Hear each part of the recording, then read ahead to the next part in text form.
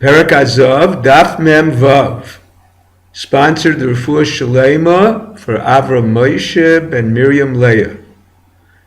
The Gemara disproves Rav Papa's opinion that although money cannot activate chalifin, barter, it can be acquired by way of barter. In a case where a person redeems Meiser Sheni onto money, he has to pay a surcharge of a fifth. In order to avoid paying, somebody else redeems them, or the owner transfers ownership of his produce and redeems them with his money. The better policy is to transfer money rather than produce. It appears less like a subterfuge, since either the money or the produce eventually will return to him. One who owns Meiser Sheni and has no coins with him, standing with his friend, a brisa suggests transferring ownership of the produce to avoid paying the surcharge. Since both of them were wearing garments, the owner of the produce could have transferred his coins wherever they were by way of a sudar. Since the brisa did not suggest this alternative, the Gemara concludes there is no chalipin with coins. Rav Papa retracted his opinion. Ula agrees there is no chalipin with coins. The Gemara brings a brisa where an employer met his workers in the marketplace, they demanding their salaries. He had no money, so he offered a money changer for a dinar, payment for his service, a dinar plus. The brisa says that if he has the dinar plus in his home or anywhere in his possession, it is permissible, otherwise it is not. The Gemara infers that the law must be that one can acquire coins by way of chalipin.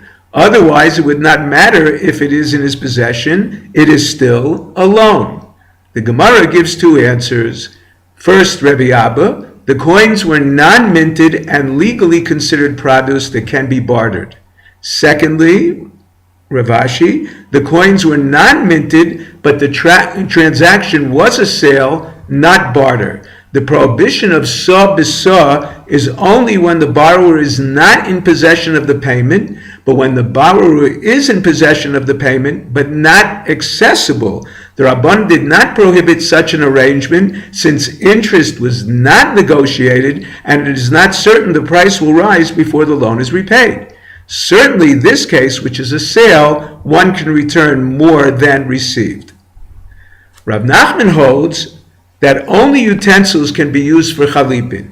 The Gemara brings a Mishnah in Kiddushin that states its revised form, Kol hanishum damim be'acher, kiven shezacha zeh nischayev zeh bechalipin, ketzad hichlif shor bepara.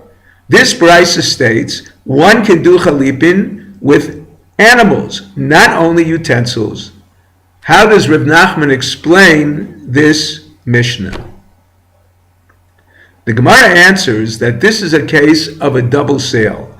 The seller of the ox waives the payment of the buyer by purchasing from him a cow.